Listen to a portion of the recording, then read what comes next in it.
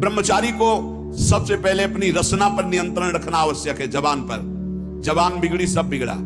गंदे आचरण वाले, जिनको पवित्रता का ज्ञान नहीं, जिनको केवल अर्थ पिशाच हैं, नाना प्रकार की अपवित्रताएं करके तुम्हें भोजन परोसते हो, गरम गरम तुम्हारे सामने आया, तुम अमृत समझ के खा रहे हो, तुम्हारी बुद्धि नहीं खराब हो जाएगी? सबसे पहले सतमार्ग में चलने वाले को इस रसेंद्री को मारना होता है। रसेंद्री, ये जीत गए, सब जीत गए। और इस मार्ग में सबसे ज्यादा इसी को दुलार करने का अवसर मिलता है।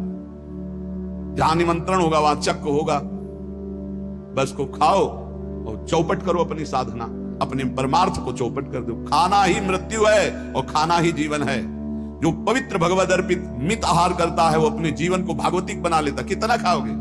याद रखो, परमार्थ में चलने के लिए रसेंद्री को बहुत शासन में जरूरत है, बहुत शासन की जरूरत है। रसेंद्री, अगर रसेंद्री आपकी छूटी हुई है तो कोई भी इंद्री आपके कब्जे में आने वाली नहीं। भोजन किया जाता है जीवन रखने के लिए, प्राणों का पोषण। और आप ये समझो, जैसे आप 400 ग्राम अन्न पा लिए तो आपकी जीवनी शक्ति उसमें पचाने में कम लगेगी और आपके चिंतन में ज्यादा लगेगी। 800 ग्राम डाल लिया।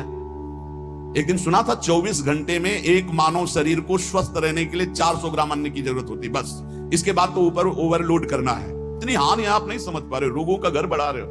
थोड़ा भोजन करो, सात्विक भोजन करो, और ऐसा भोजन करो जिसमें तेल आदि गरिष्ठ पदार्थ ज्यादा न हो, तो आपकी जीवनी शक्ति बढ़ेगी। आप उसी जीवनी शक्ति से भजन करेंगे।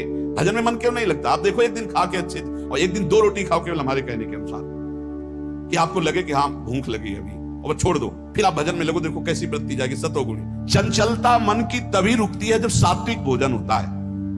नेत्र की चपलता, बार बार इधर उधर देखना, कानों की चपलता, प्रपंच की बात सुनना, हर इंद्री का ब्रह्मचर्य हमें चाहिए।